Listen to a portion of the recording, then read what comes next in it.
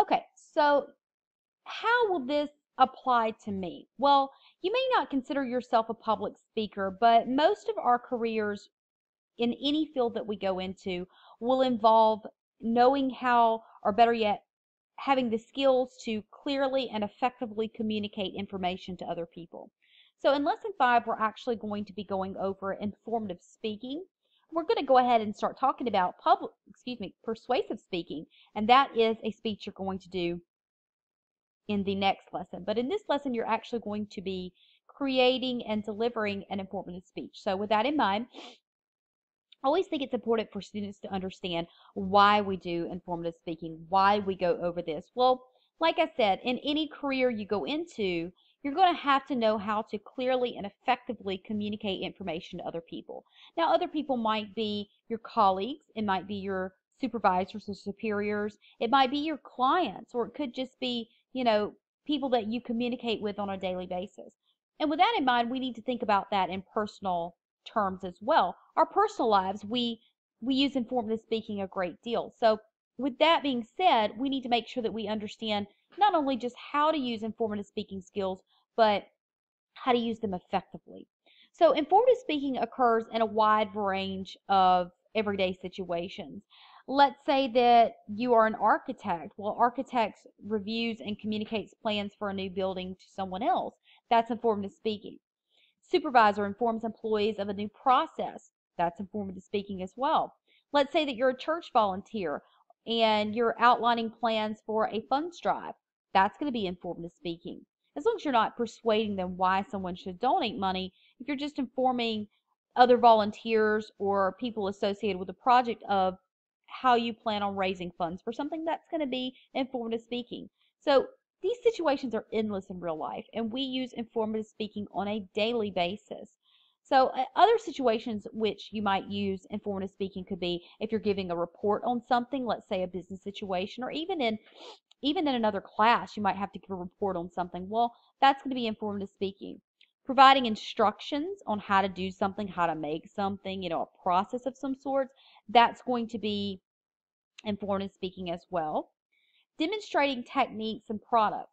Well, you've already actually done this, and that's going to be in your demonstration speeches. So when we demonstrate something, that actually falls into the category of informative speaking as well. Although, keep in mind on this speech, on our informative speech in this lesson, I don't want you to do a demonstration speech because we've already done those. I want you to focus more of the informative speaking in terms of relaying information and teaching us about something and so forth. So I'm going to give you some great examples later on though. If you're updating people on current events, you're doing an informative speech of some sort or using informative communication skills. And just giving general information about a topic is going to, again, fall under informative speaking. So if you really start thinking about this, take a day out of your life and just kind of think about informative speaking.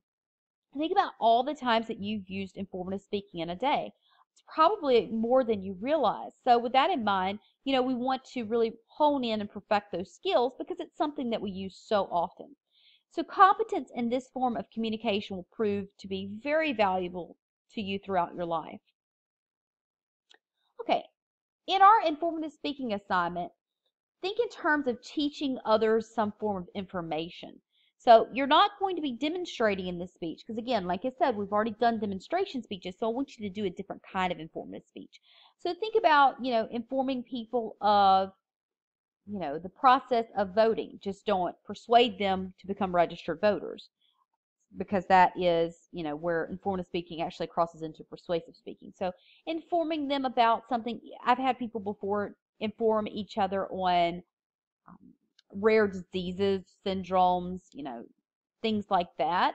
I've had them give information on, gosh, I've had them give information on so many different things. So it could be anything that you are teaching us that you aren't necessarily demonstrating. Okay, so you kind of think in those terms. But I've had a lot of different informative speeches over time. I've had informative speeches on, different forms of wildlife. I've had informative speeches on places to travel. Again, just don't persuade us on that's why we should travel here. I've had informative speeches on, oh gosh, goodness, it's just so much. Different programs and policies and, like I said, diseases and things like that. I've had informative speeches on the benefits of exercising on a daily basis. I've had, just so many different things there. So think about it as a speech to teach, just not, you're actually not going to be demonstrating in this speech. So your aim, though, is to convey knowledge and understanding, not to advocate a cause. So the difference there would be, I can inform you or teach you about how to become an organ donor. But when I'm advocating for you to become an organ donor by saying you need to do this, it's so important, you can save tons of lives with this and so forth, that's when I actually cross over that line and become an advocate for that cause. So if you were going to advocate for or against something, would this be an informative speech? Well, I just answered my own question there. No, that's going to be a persuasive speech. So your aim in an informative speech is actually just to convey knowledge and understanding, not to persuade someone on something. Make sure when you're informing others to be accurate and to be clear with the information that you're communicating.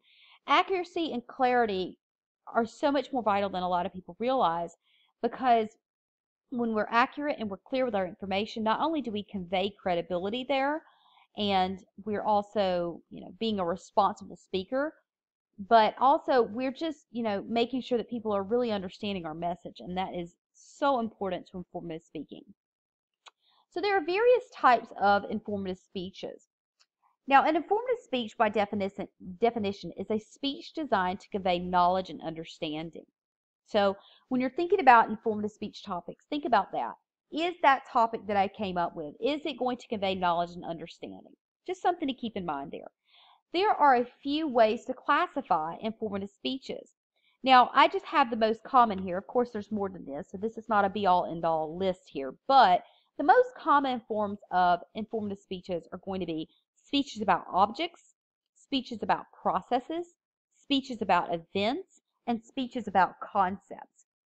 Now, a speech about objects is going to be, an object is going to be defined here as anything that is visible, tangible, and stable in form. And I'm actually going to go over these in just a minute a lot further. A speech about processes. A process is going to be defined here as a systematic series of actions that leads to a specific result or product. Speeches about events. An event here would be defined as anything that happens or is regarded as happening. And then speeches about concepts. A concept here is going to be defined as a belief, theory, idea, notion, principle, or the like. But let's take a look at each of these just a bit further. Speeches about objects is going to be, like I said, one type of informative speech. So objects are going to include anything that's visible, tangible, and stable in form. So they might have moving parts or be alive. They could include places, structures, animals, and even people for that matter. Examples of informative speeches that are going to address speeches about objects could be an informative speech that discusses service dogs, Legos, dream catchers, Albert Einstein, gorillas. I'm going to go into this a lot further so you understand it a little bit better, but this would be examples of an informative speech that is a speech about objects. So you will not have time to tell your classmates everything about any of these subjects that I just listed. So what I want you to do is choose a specific purpose statement which focuses on one aspect of that subject. And here's an example here, because I think examples really help us to learn. A specific purpose statement for service dogs might be to inform my audience about 3 major kinds of service dogs. Well, in a speech that has the time limits in which we have in this course, you could pretty well discuss 3 major kinds of service dogs in that amount of time. So that would be a great specific purpose statement which really focuses on one aspect of service dogs. Now notice how precise these specific purpose statements are though. So let's look at a different example here. If I were to say my specific purpose statement was to inform my audience about Frida Kahlo, is that specific enough? Is it precise enough? Well, no, because there's a lot of elements that went into this very famous artist. But a better specific purpose statement here might be to inform my audience about the major contributions of Frida Kahlo to modern art. So you see how that's just a bit more precise there and really hones in on what you're going to be discussing in this speech. Because if you're going to talk about Frida Kahlo as a whole, then you would need to talk about, Frida Kahlo as a whole. You would want to talk about, you know, everything from when she was born to when she died. I mean, you would have to discuss all that. So it's just not precise enough for the amount of time we have in there. So really look at designing specific purpose statements that hone in on exactly what you want to cover in your speech. And it's going to help you to better build that speech as well. So speeches about objects, though, just so you know, they usually use a chronological order or even a spatial order, just because the nature of the speech. Okay, and I want you on that note to remember this. Like I've said millions and millions of times before, organization is key to any speech that you create. So do you remember discussing the various types of organizational patterns used in speech design? Because I actually went over that in a past lecture recording as well. Well, just in case you don't remember, there are 5 basic patterns of organization that are used most often by public speakers. And that 5 basic patterns of organization is going to be chronological order, spatial order, causal order, problem solution order, and topical order.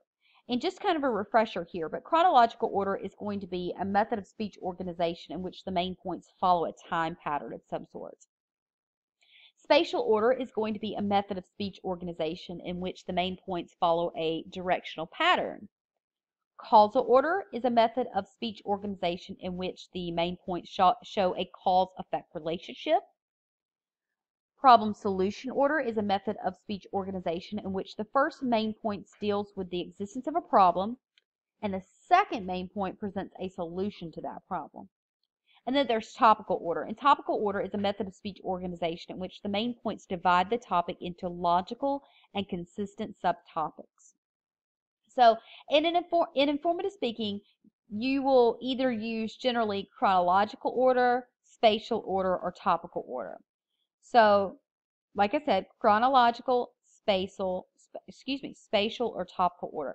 Generally, causal order and problem solution order are going to be used in persuasive speaking. So just something to keep in mind for our next set of, or actually our next speech in lesson 6.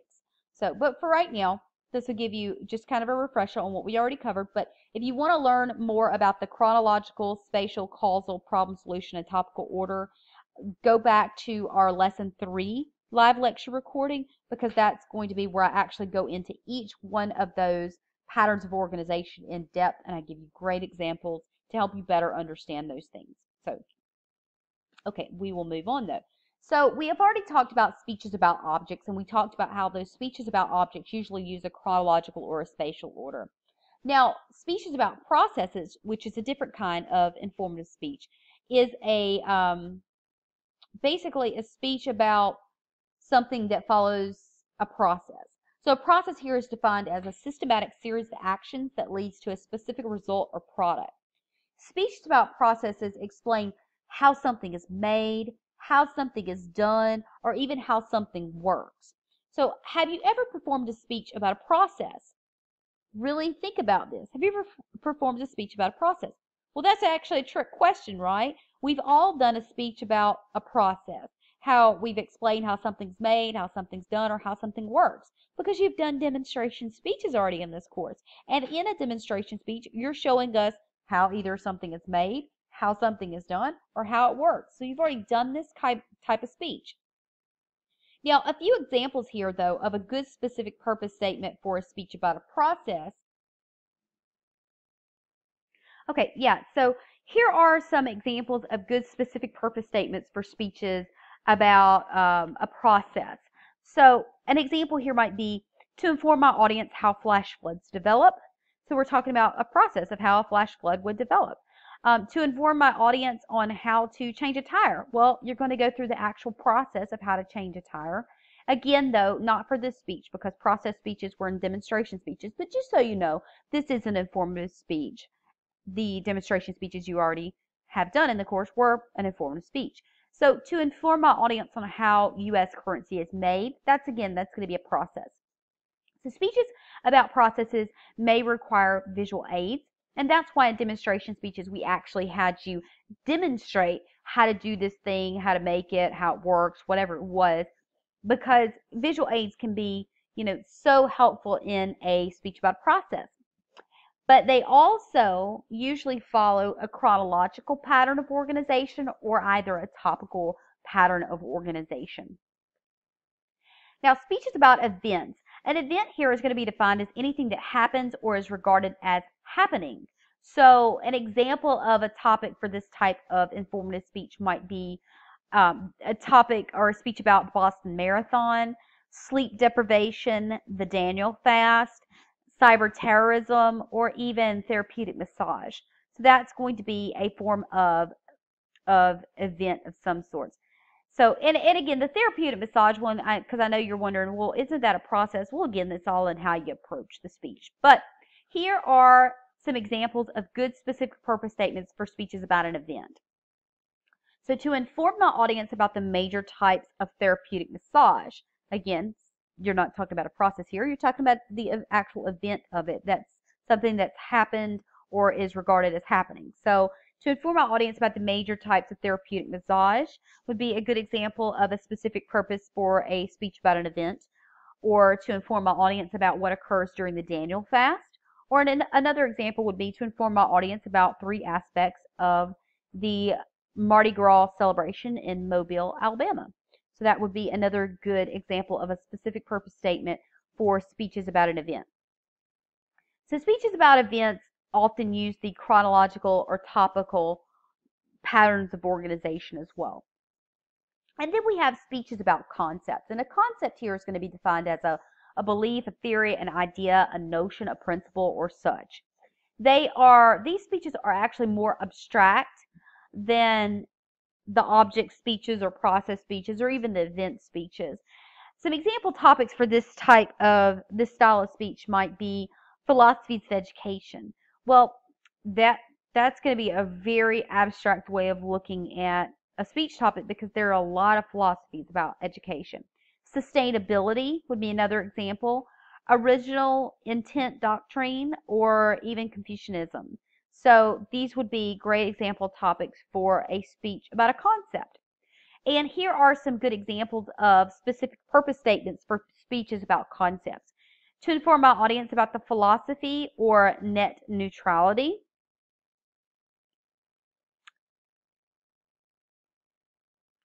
To inform my audience about the doctrine of original intent or constitutional interpretation. Or to inform my audience about the basic principles of Confucianism. So that would be some great examples of specific purpose statements for speeches about concepts. And again, speeches about concepts usually follow the topical organizational pattern. Okay, so guidelines for informative speaking.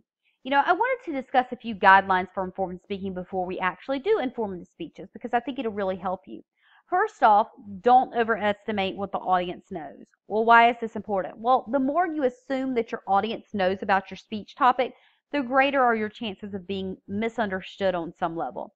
Because speech audiences consist of a lot of different types of listener. It could be someone who is well informed on your speech, someone who might only know a little bit about your speech, someone that only knows the basic knowledge or has barely heard of your speech topic, but it sounds familiar. And then you've got people that are totally misunderstanding it, or people that have no knowledge at all about this. So what you want to do is you never want to overestimate what your audience knows. Always start from the beginning is what I say. Lay a good foundation and build from there. You also want to relate the subject directly to your audience. That's a great guideline right there. An example might be, here's a don't do this. You don't want to start off your speech with, I want to talk with you about the Ironman competition. Well, why wouldn't you start a speech off with that? Well, it's boring for one, and for another, I don't feel like as a listener I'm able to relate to you on this. So I'm probably going to lose interest very quickly. But you might want to start off this way.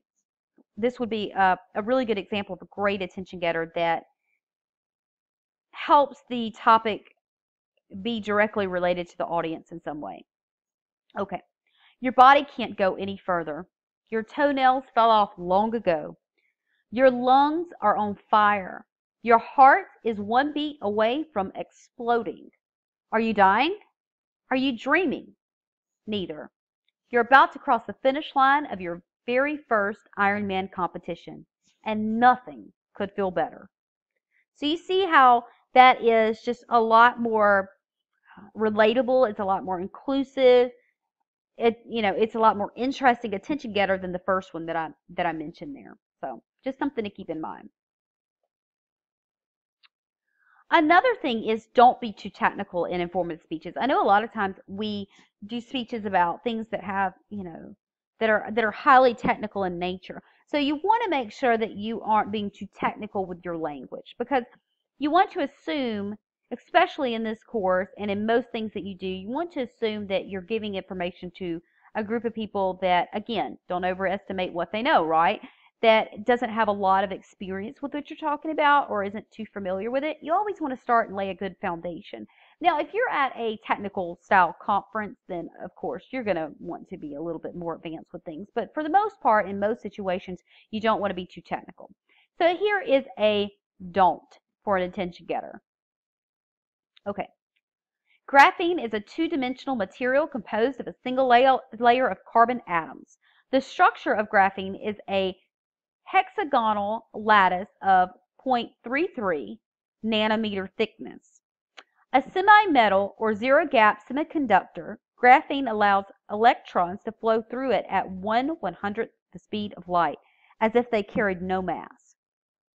Okay, that's pretty technical, right? So you want to avoid that. Now, you might want to approach it in this manner, though, and this one is definitely not too technical in nature. It's the strongest, thickest, most conductive material in the world. The New York Times calls it the material of tomorrow, but you can call it by its official name, graphene. Nick Bilton, technology writer for the Times, explains graphene's miraculous properties. 1,000,000 times thinner than a single hair on your head, it is 200 times stronger than steel and can conduct electricity faster than anything known to exist. It is also bendable and can be stretched by up to 20% of its original length. Cell phones made of graphene will be the width of a piece of paper. Airplanes made of it will be lighter, stronger, and faster. In these ways, and countless others, graphene will transform our lives in the years to come.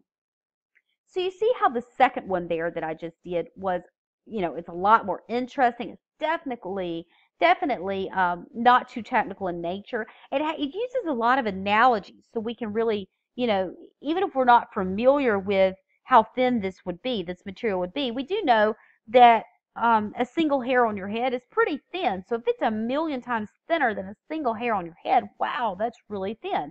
So we're able to better understand that from a point of view of someone who's not familiar with the material as a whole.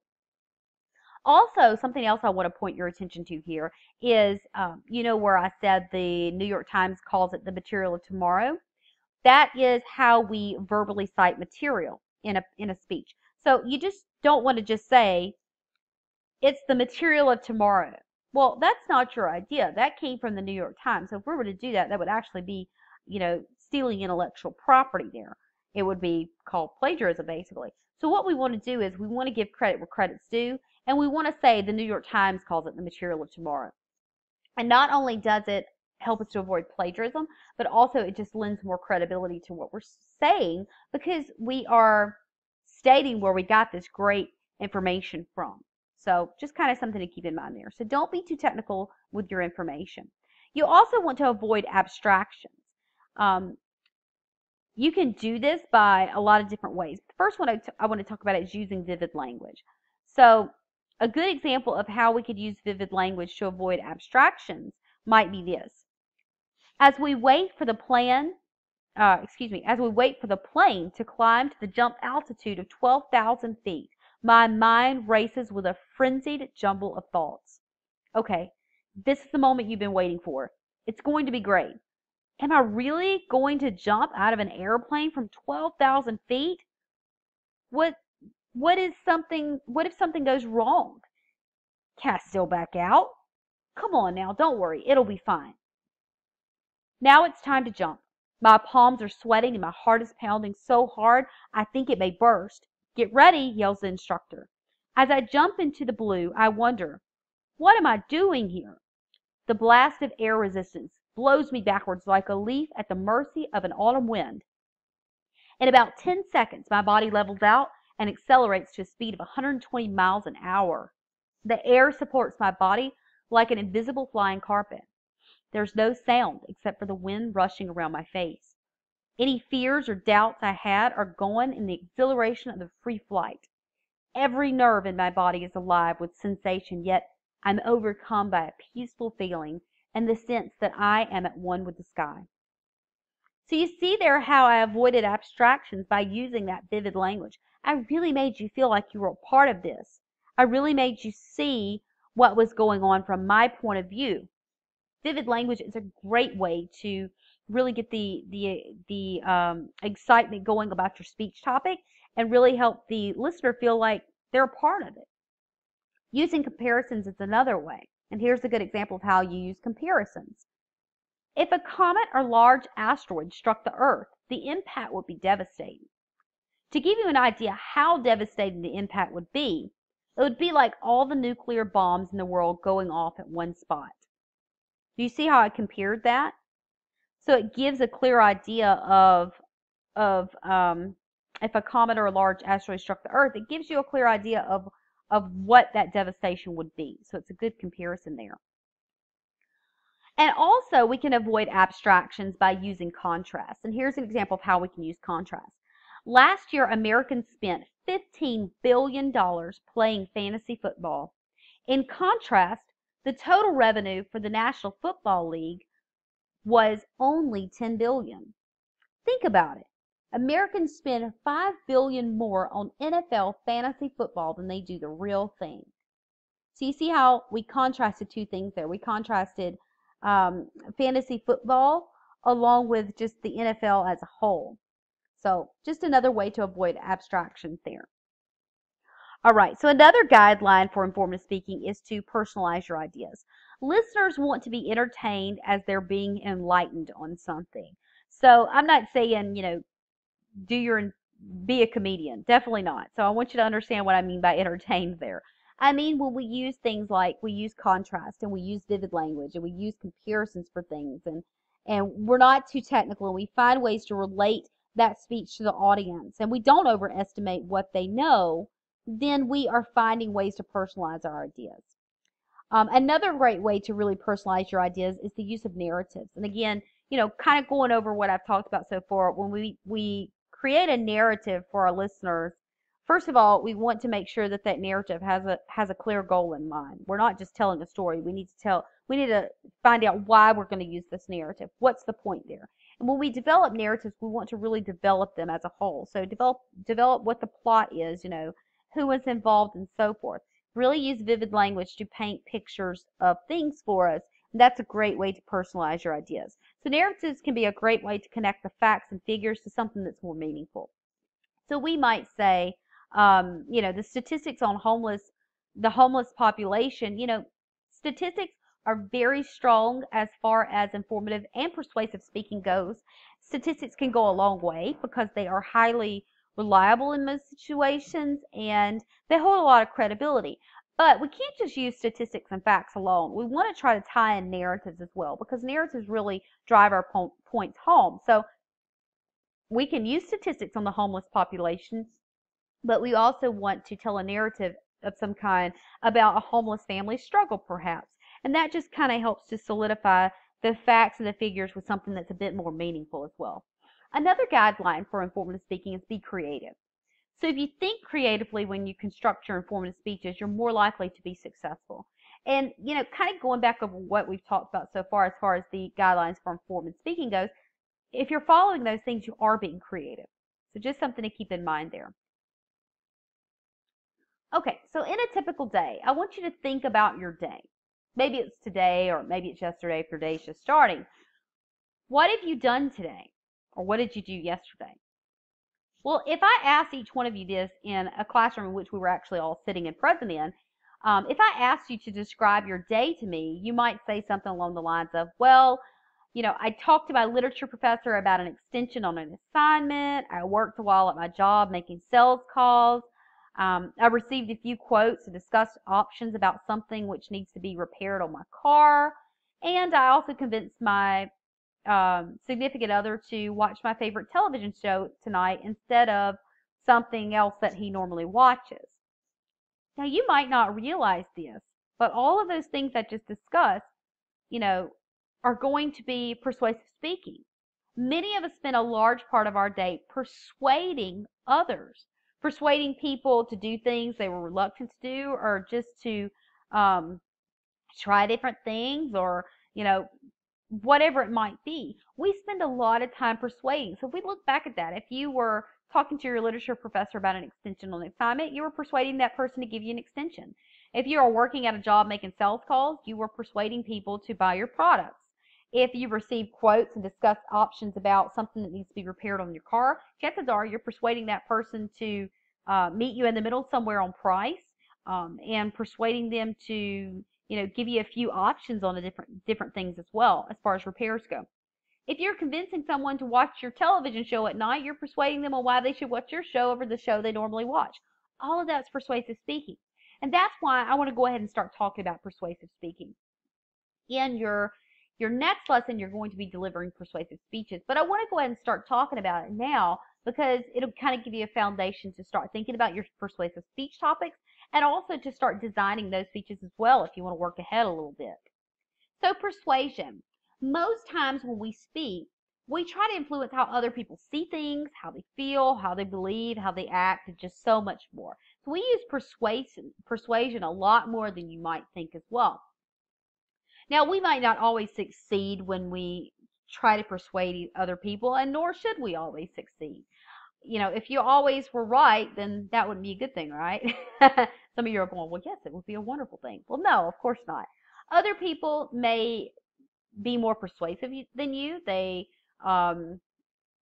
may be more informed than you, and so forth. So it's okay if other people are just a little bit better at this, but we want to make sure that our persuasive speaking skills are up to par, because we do use this a lot as well, just like our informative speeches. So depending on the listener, the situation, the merits of the case, and so forth, it all just depends on how successful you're going to be.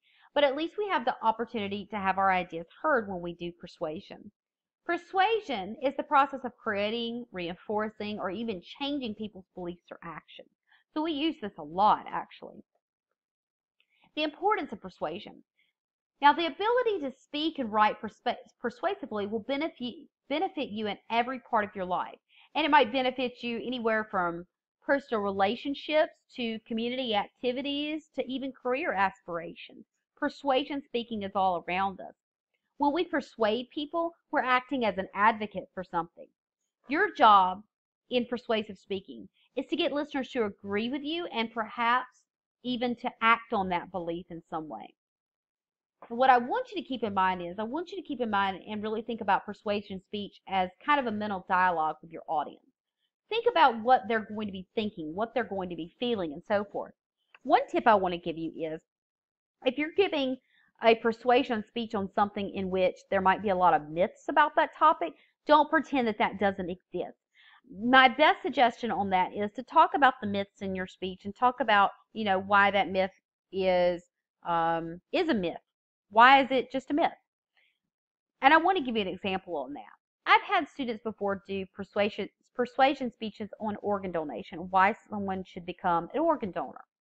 Now, with that in mind, I'm not sure if you know this or not, but there's a lot of myths out there about organ donation. I've heard them all.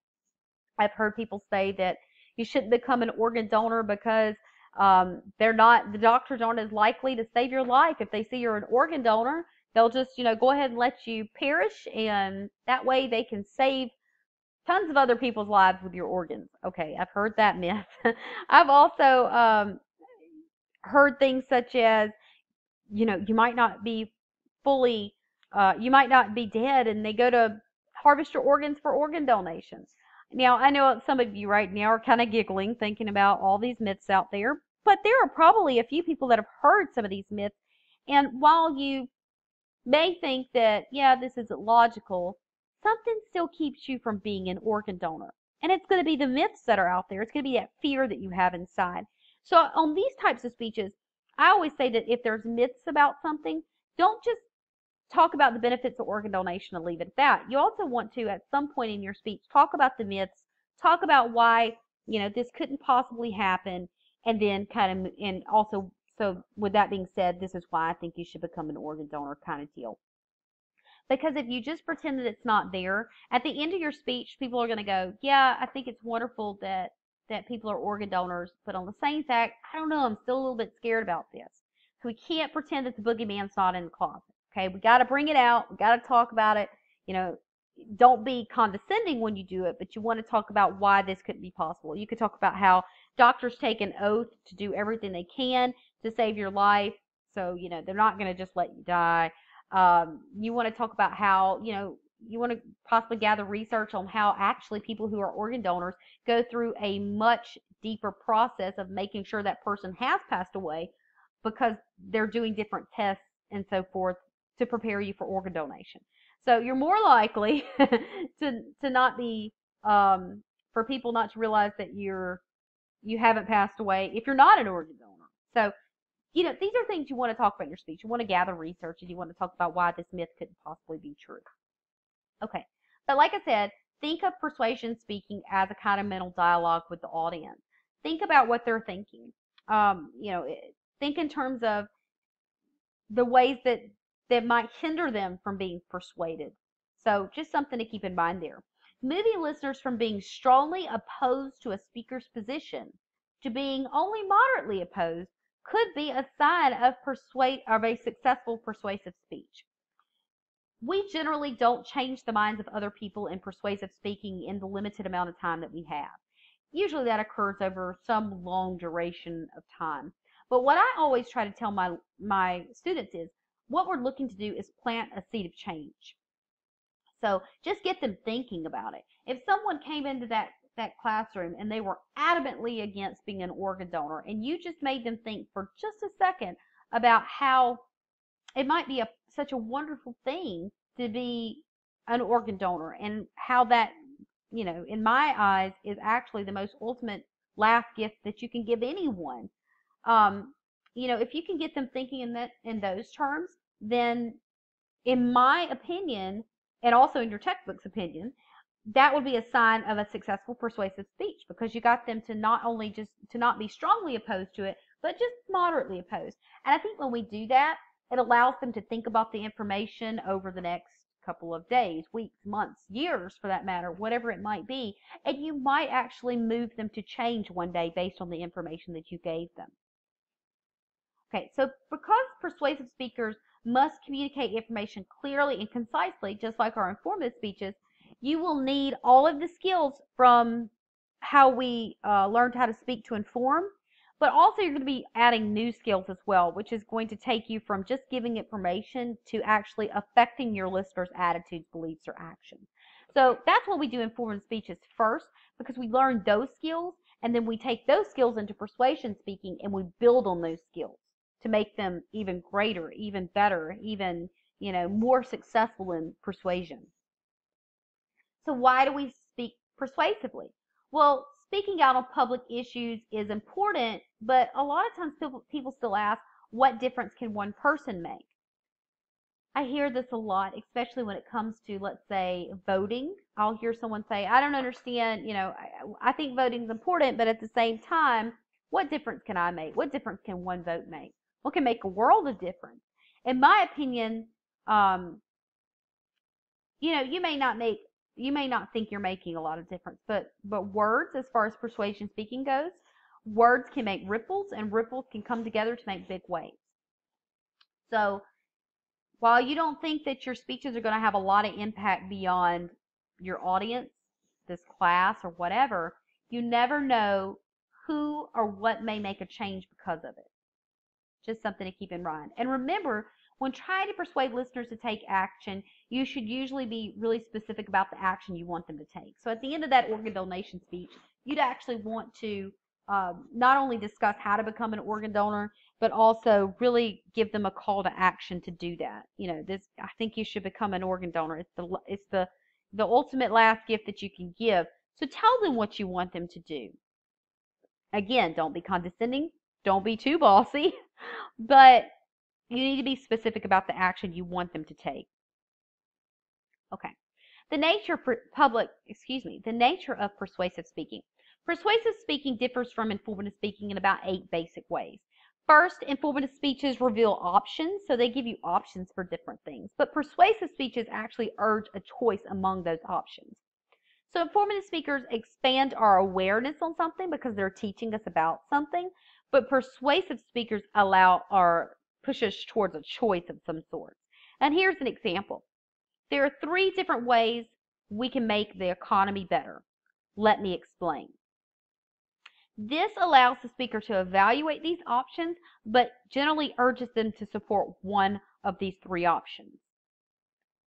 Second, informative speakers act as teachers, but persuasive speakers act as advocates for something. Persuasive speakers should be committed to a cause. So you've got to have a passion for this. You've got to really be committed to it because the audience is going to be able to see these things.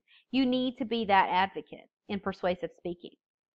Third, informative speeches offer supporting material to illustrate points, but persuasive speeches use that supporting material to provide evidence that justifies something. So an ethical persuader uses facts, statistics, testimony, examples, and narratives to really make a compelling case based on responsible knowledge and sensitivity to the best interests of the listener. So we use supporting material as evidence to justify something. Fourth, the role of the audience changes dramatically from information to persuasion. So informed listeners expand their knowledge. When we're doing informative speaking, we're expanding knowledge. But persuasion, when we persuade listeners, we become an agent of change. For our listeners, we're hoping to develop new attitudes, new beliefs, and actions that will affect them and also carry on to other people. If you're able to change someone's mind on something or just plant a seed of change, chances are that person's going to go home and really think about what you've said and possibly convey that information to somebody else. So we're seeking to not only affect the attitudes, beliefs, and actions of one person out in the crowd of our listeners, but also have them to affect other people as well.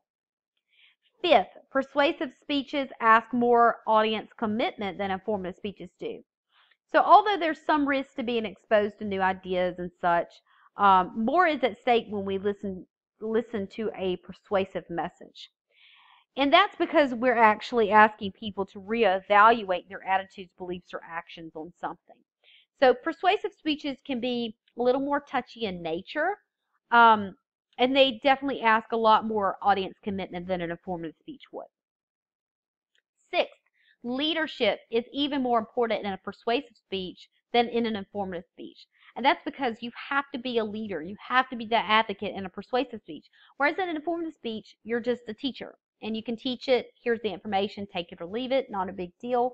But in persuasive speeches, we're acting as an advocate. We're asking the audience to make a change of some sort. So because persuasive speeches involve risk, listeners weigh the character and competence of speakers very closely. Seventh, appeals to feeling are more useful in persuasive speaking than in informative speeches. Because when we appeal to people's feelings, and we'll talk about what that is in just a second, we are really playing on their emotions, not in an irresponsible way, but really having them connect some kind of emotion to the topic, and that emotion can evoke feelings of change.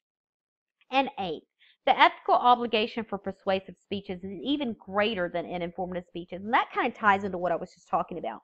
We don't want to be an irresponsible speaker and really just, be unethical with things and playing on people's emotions in that way.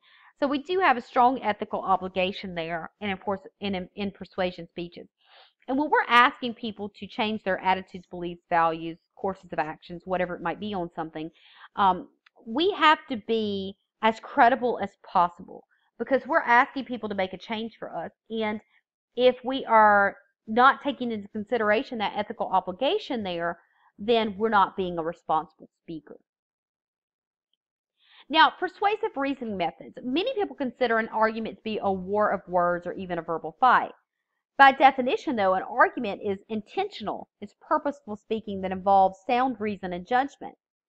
Well, a lot of times people do consider that argument to be a war of words, but a war of words is not necessarily calculated. So conflict might be, but not necessarily an argument. So we build a case or we create an argument to support our ideas, and that's what we're doing in persuasive speeches. Credibility is also a vital part of persuasive speaking. Credibility can be defined as the audience's perception of whether a speaker is qualified to speak on a given topic. Credibility is vital in any type of speech that we do, but especially persuasive speeches because, again, we're asking people to change something about themselves. Now, there are two factors that affect credibility: competence, and competence is how an audience regards a speaker's intelligence, expertise, and knowledge of the subject. And then there's character, and character is how an audience regards a speaker's sincerity, trustworthiness, and concern for the well-being of the audience. So those are two major factors that affect credibility: competence and character. Types of credibility. There are different types of credibility. Not only can a speaker's credibility vary from audience to audience and topic to topic, but also it can also change during the course of a speech. So credibility can change as the speech is actually taking place. So much so that we can identify three different types of credibility. First one is initial credibility, and that's going to be the credibility of a speaker before he or she starts to speak. Next, there's derived credibility, and that is the credibility of a speaker produced by everything he or she says and does during that speech. And then there's terminal credibility, and that's going to be the credibility of a speaker at the end of the speech. So you see we've got three different types of credibility. One occurs before, one occurs during, and one occurs after the speech, at the end of the speech. But how do you enhance your credibility? Well, first, you can explain your competence. And here's a good example of how you could explain your competence on a subject. Most of us have no idea what it means to be poor and hungry. But before returning to school last year, I spent 3 years working at a local assistance center. I can't tell you everything I've seen, but on the basis of what I can tell you, I hope you will agree with me that the government help for the poor and needy must be maintained. So that is how you would explain your competence. You talked about how you worked at a local assistance centers, so you have competence on this topic, and that is a really good thing for credibility. Okay, you can also enhance your credibility by establishing common ground with your audience, and that's going to be a technique in which a speaker connects himself or herself with the values, attitudes, or experiences of the audience. Let's say that you were trying to sell a product to an audience in Colorado. You might say something like this in your speech: I have never been in Colorado before, but I really looked forward to making this trip. A lot of my ancestors left Massachusetts and came to Colorado nearly 150 years ago. Sometimes I've wondered why they did it. They came in covered wagons carrying all their possessions, and many of them died on the journey. The ones who got through built their houses and raised their families. Now that I've seen Colorado, I understand why they tried so hard to get here. That would be a great way of establishing common ground with your audience because they're from Colorado. Next, you can enhance your credibility by delivering your speeches fluently, expressively, and with conviction. Again, this ties into just practice, practice, practice. So to develop evidence, you want to, to really make your persuasion speech more credible, you want to include evidence. And evidence is supporting material such as examples, statistics, testimony, and so forth, used to prove or disprove something. Facts and figures are often the ultimate justification for asking someone to change their beliefs or things such as that. Facts and figures can go a long way. Examples, though, can awaken feelings that make listeners want to act and can help bring factual situations into a better focus. Examples can be wonderful as well. Narratives can carry listeners to the scene of a problem and make them witness to a living drama. So narratives, when we use vivid language, especially narratives, they can help really put a real world spin on things. So that's another great form of evidence in persuasive speaking. And when you use testimony in persuasive speeches, you call on experts as witnesses to support your position. So testimony could be another great thing to add in there as well. Now, there are three things, though, that you do want to work to include in your persuasive speeches. And that's going to be the use of ethos, logos, and pathos to support an argument. Logos refers to verbal arguments you make relating to your subject. This also can be described as arguments from the words of the speech itself. Now, let me try to break this down a lot better. Logos is basically just using logic to support your claim. Facts and statistics are a great example of how we can include logos in our persuasive speeches. Here's an example. We do not have enough money to pay for improvements to our railroads, and without improvements, this transportation system will falter and thus hinder our economy. Therefore, we should raise taxes to pay for better railroads.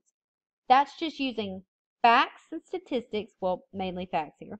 That's using facts to that's using facts as logos to really support your claim. Okay, so logic is a good way to strengthen a persuasive speech. Pathos is appeals or reasons directed towards an audience's emotions. So you want to try to include pathos as well in a responsible manner. So sometimes people appeal to negative emotions, fear, anger, guilt. All those things motivate us. If you were, let's say, doing a persuasive speech on why someone should know the basics of first aid, you might tell a narrative at the beginning that, basically describes how, what if you were in a situation in which one of your family members needed first aid and you didn't know how to execute it properly? What if, because of that, something really bad happened? Of course, you'd actually paint a narrative there, but that is fear. It's not irresponsible, because you would say, this is a hypothetical example, but what if this happened? It's using fear to motivate someone to learn that skill, first aid. Appeals to needs. A lot of times pathos appeals to some form of a need. Basic needs, security and safety needs, love and belonging, esteem, self-actualization. Those are all things that ways to which you can include pathos in your speech as well. Just be responsible with it. But we see this a lot with the SPCA commercials on TV. They're using pathos to persuade you to donate to that organization.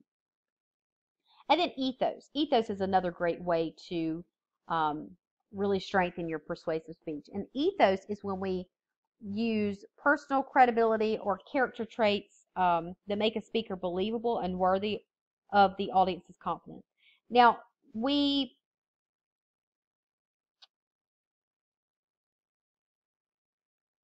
we use ethos, we're using experts to strengthen our claim.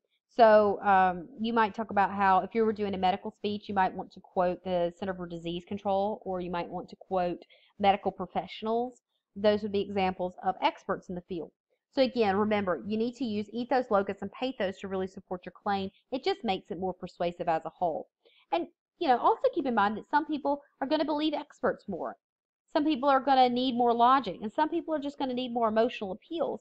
So that's why we include all three, because you just don't know who in your audience is going to focus more on what, ethos, logos, or pathos. Okay, now I want to talk about fallacies, though. And a fallacy is an error in reasoning. As a speaker, you need to work to avoid fallacies in your speeches. As a listener, though, you want to be alert to fallacies in speeches that you hear. Now, the first one I want to talk about is hasty generalization. And that's going to be a fallacy in which a speaker jumps to a general conclusion on the basis of insufficient evidence. An example of that would be, throughout American history, military leaders have always made excellent presidents. Look at the examples of George Washington, Andrew Jackson, and Dwight Eisenhower. Well, that's a fallacy. It's a hasty generalization. It's a fallacy in which we as the speaker jump to a general conclusion on the basis of insufficient evidence. Another one would be false cause. False cause is a fallacy in which a speaker mistakenly assumes that because one event follows another, the first event is the cause of the second event. Here's an example. When a team from the NFC wins the Super Bowl, economic growth during the next year is stronger than when a team from the AFC wins the Super Bowl. Therefore, if we want economic growth, we should root for a team from the NFC to win this year's Super Bowl. Well, that's just say because one thing happened, it's causing economic growth. Well, of course, we know that that's not logical to think that, so that would be false cause. Next example of a fallacy would be invalid analogy. And that's an analogy in which the two cases being compared are not essentially alike. Here's a good example. In Great Britain, the general election campaign for prime minister lasts less than 3 weeks. Surely we can do the same in the United States presidential election. Well, we're trying to use an analogy there, but the two cases being compared aren't alike, so you can't really compare them. That's going to be an invalid analogy. Next example is going to be bandwagon, and that's a fallacy which assumes that because something is popular, it is therefore good, correct, or desirable. Here's an example. The governor must be correct in his approach to social policy. After all, the polls show that 60% of the people support him. Well, that's assuming that just because, 60% of people support him, that his approach is good, correct, and desirable. That's not logical to think that way. Red herring is a different type of fallacy, and that's going to be a fallacy that introduces an irrelevant issue to divert attention from the subject under discussion. An example of this might be, how dare my opponents accuse me of political corruption at a time when we are working to improve the quality of life for all people in the United States? Well, that is introducing an irrelevant issue, they're working to improve the quality of life, to divert our attention away from the subject under discussion, political corruption. Another type of fallacy would be ad hominem, and that's a fallacy that attacks the person rather than dealing with the real issue in dispute. Here's an example. The head of the Commerce Commission has a number of interesting economic proposals, but let's not forget that she comes from a very wealthy family. Well, that person is attacking, that statement is attacking the person rather than dealing with the real issue, which is economic proposals. Either or is a different type of fallacy, and that's going to be a fallacy that forces listeners to choose between two alternatives when more than two alternatives exist. Here's an example. The government must either raise taxes or eliminate services for the poor. It's either or there. It forces the listener to choose between two things, but there are actually more than two things we could do there, so it's not logical. And then there's slippery slope, and that's a fallacy which assumes that taking a first step will lead to subsequent steps that cannot be prevented. Let's look at an example.